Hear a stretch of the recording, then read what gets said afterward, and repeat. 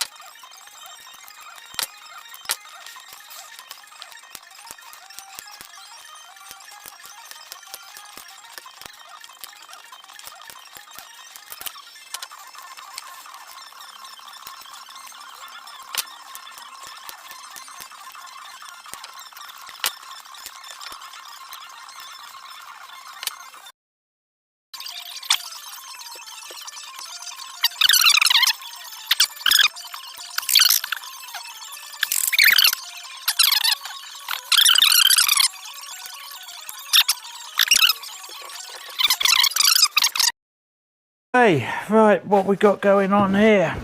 So I'm not going to unpick this seat in its entirety. Just peel this back so I can get to the foam. That's fine. So you can see what's happened here. This foam, it's not the worst foam I've seen. It's just that it has broken through on the edge of the cushion. Oh.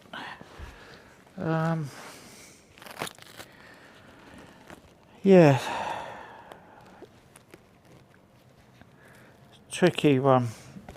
I think it's just wear. It's a little soft. I think what I'm going to do is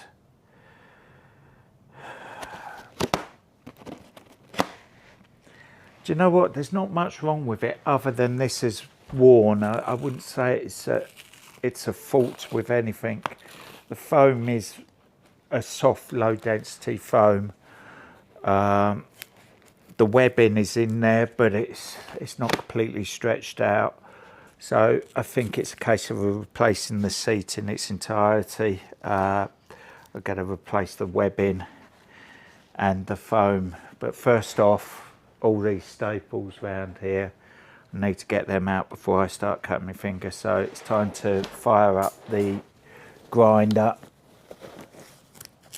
and clean this up a bit before I attempt to do anything else and hurt myself. Right, let's get the grinder plugged in and clean this seat up.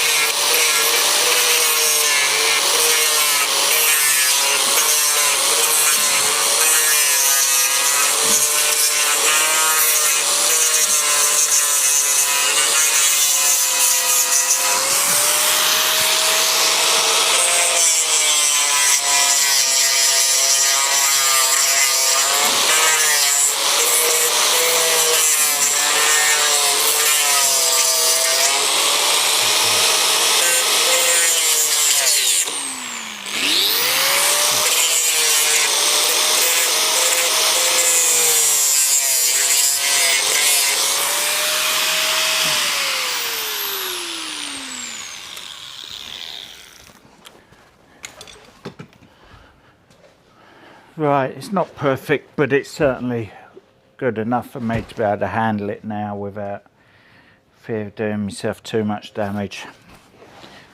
So we'll peel the fabric back.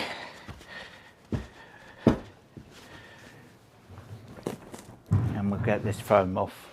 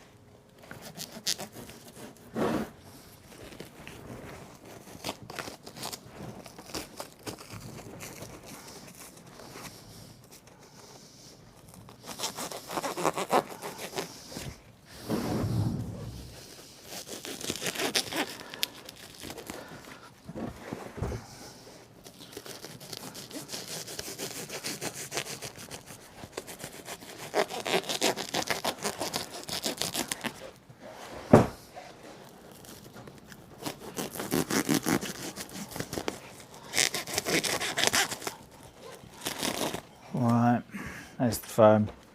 There you go. It's not the worst piece of foam I've ever taken off. So we'll get this off. Get this, for want of a better word, canvas off the seat and the webbing off. I'll get the replacement foam cut and I'll come back to you when I'm ready to replace the webbing and the canvas, which shouldn't take too long. Hopefully then it's a case of just putting the seat back together. Okay, so I'll be back very soon. Right, so here we have it, cleaned up, canvas removed, webbing removed, old foam, new foam and canvas. So let's get this webbed up.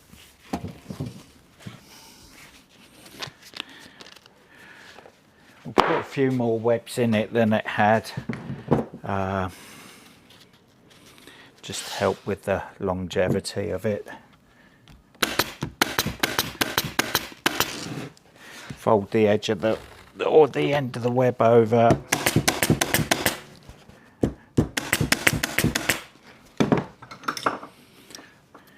But nice and tight.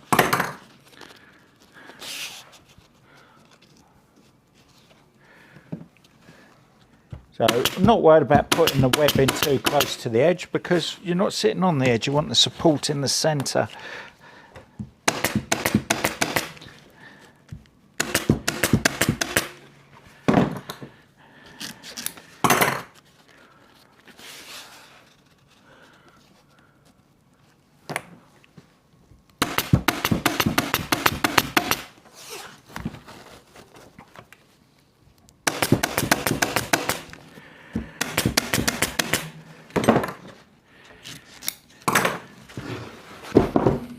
And as always, we're going to weave the webbing in.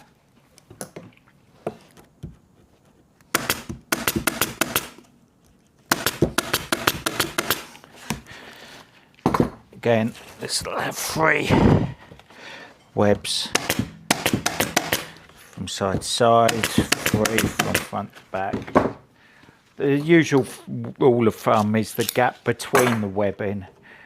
You don't want much wide, you want it a little bit wider than as if there was another web there. So I don't know whether that's 50-50 or whatever, but there you go.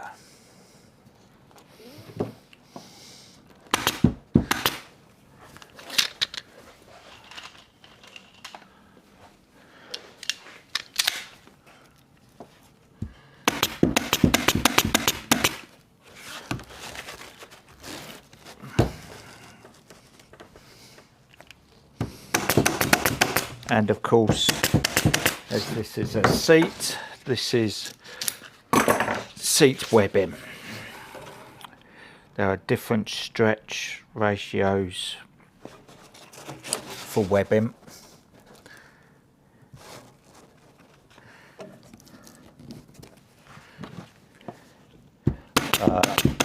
You should be able to find that particular information on the internet if you want to check for yourself. But obviously for the seat, it's a lot stiffer webbing than you would use on a back.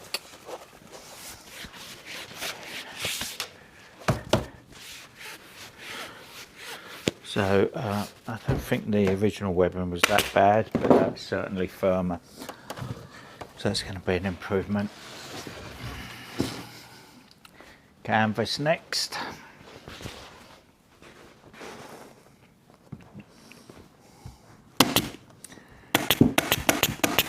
So this is just stapled around the frame.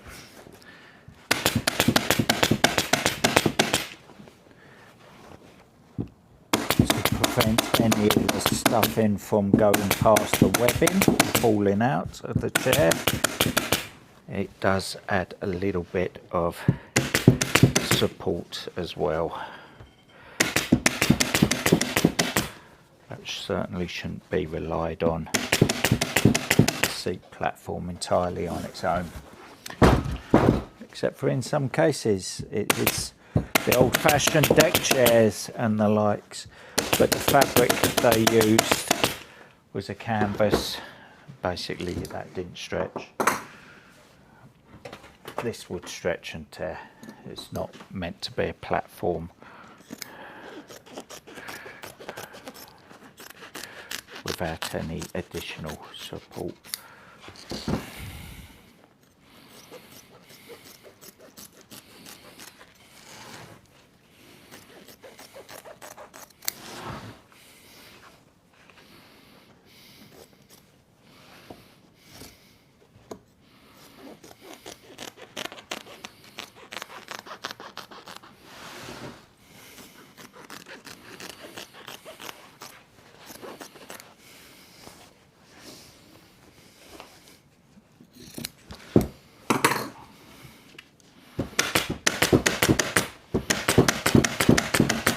So folding it over and stapling it down also helps with the strength of the fabric.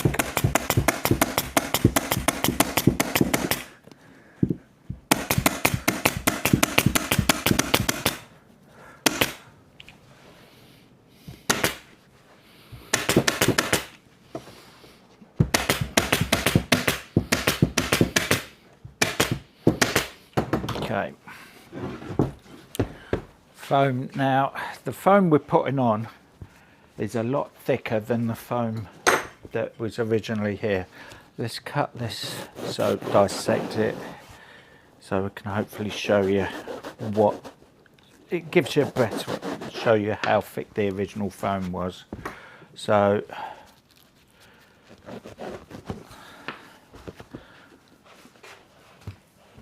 there you go, the original foam. Can you see that? Put tape across it.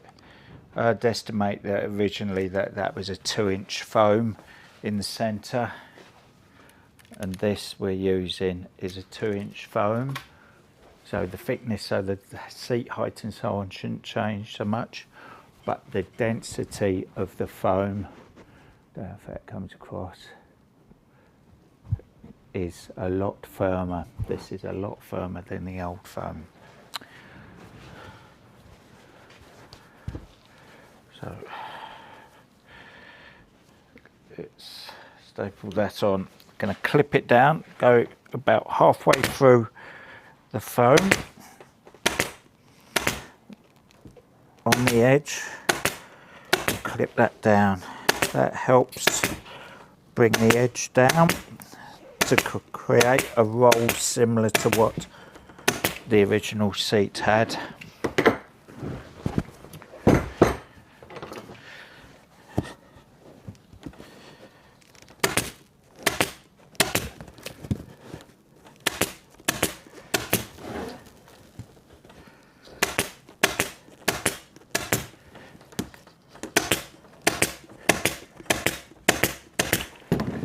So that's pinched down, and it means that when I pull the fabric over, this top part of the foam will collapse over those staples and hide them.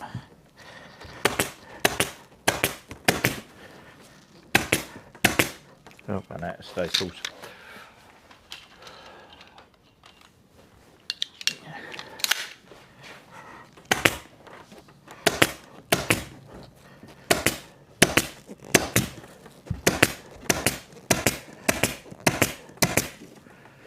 Okay, give it a spray with some silicone and try and ease the original cover back over, tucking the foam in as we go.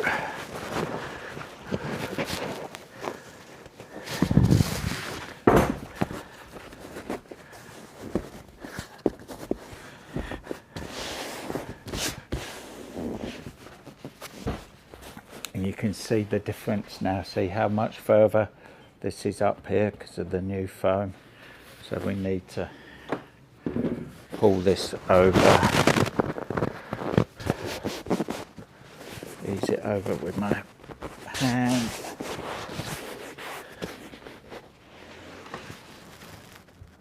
Try and staple it back in its original position the best we can.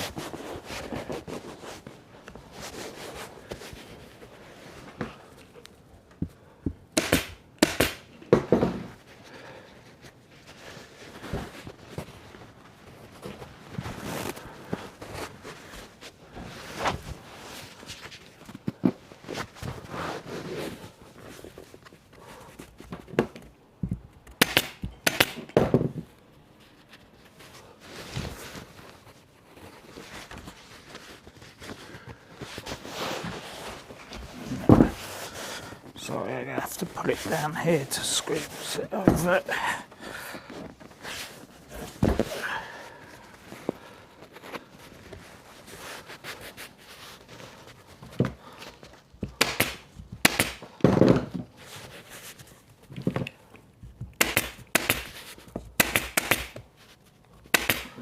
Okay.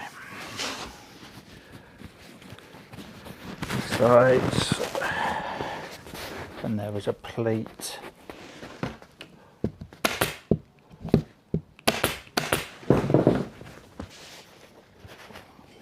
Here.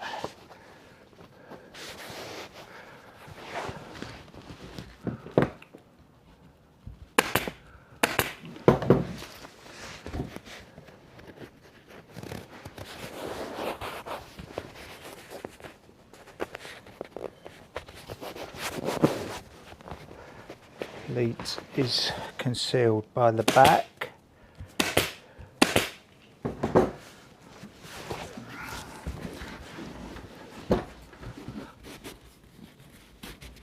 So this is another reason why you have to be careful when you're unpicking something, especially when we're not replacing the fabric.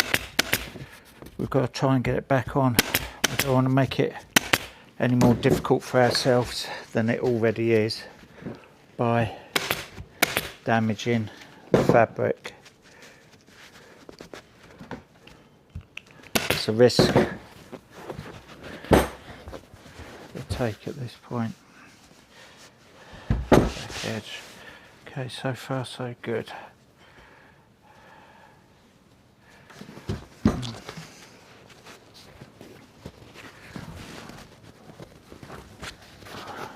And pull that over where the original pleat is. Put the pleat back in where it was originally.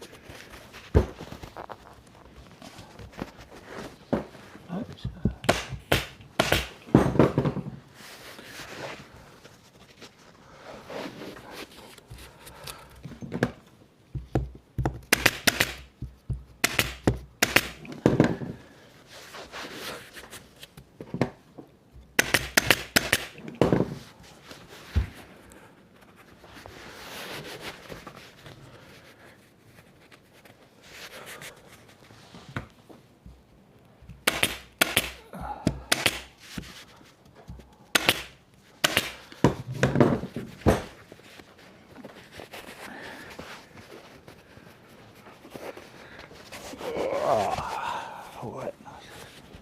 It's a bit tighter this side, but it's still fitting okay.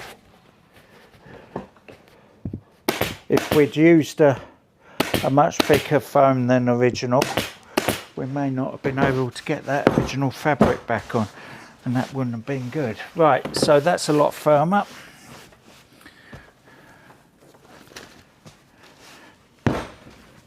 That's the underside of it. Okay, so now we can start reassembling it. Then I can put the Velcro back on and the bottom cloth back on.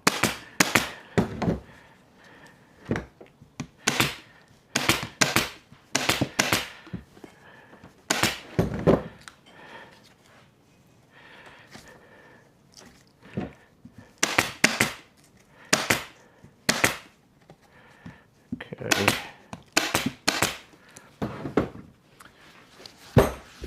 Right, so let's get this screwed back together.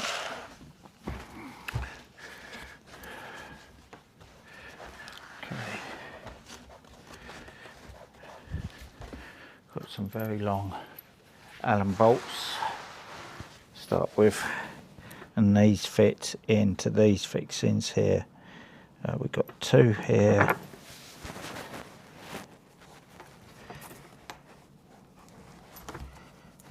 And two which have some adjustment on them.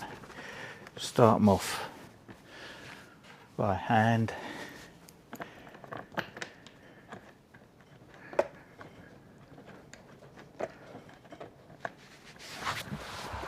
Sorry, I can't quite do that way round.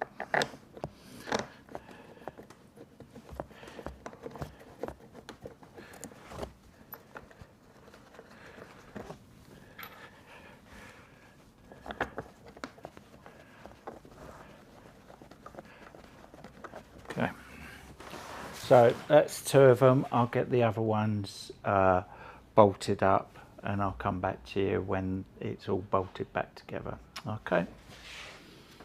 Okay. Black staples.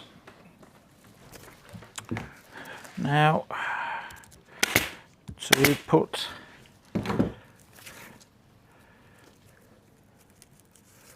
the Velcro back on. So I know where to position the Velcro because of these bits here which went round the legs. So the Velcro covers the staples.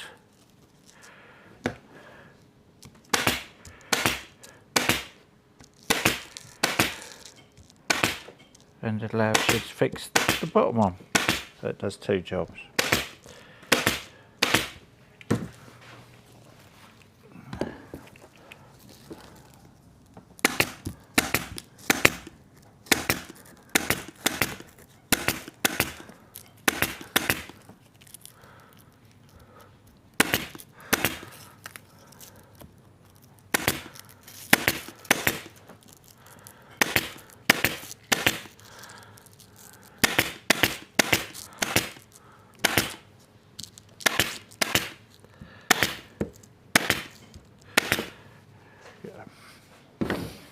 And bottom was just stapled at the back edge.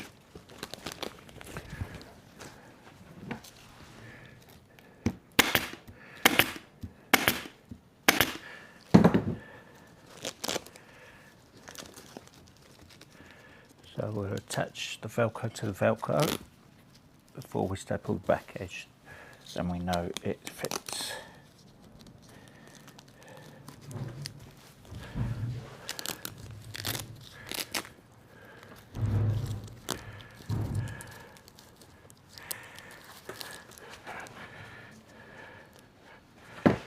There we go.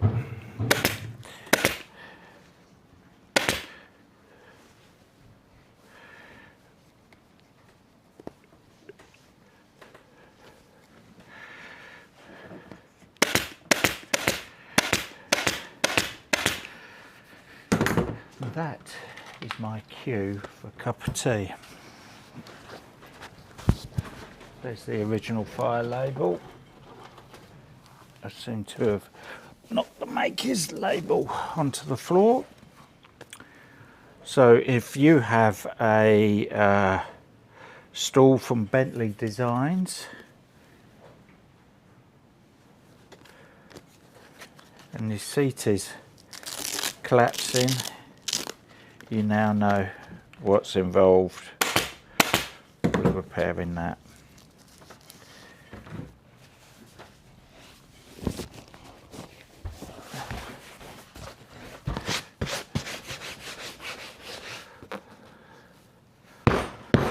Nice firm seat. Whoops. Let's not knock the camera over, eh? There you go. Nice firm seat. And done. So, as always, I hope you enjoy this. It's not meant to be instructional. It just shows you what's going on in the workshop and how I do things here at Hammond's Upholstery. If you pick up any hints or tips along the way, that's all good for the projects you maybe wanting to attempt yourself at home. My advice would be, yes, have a go, but if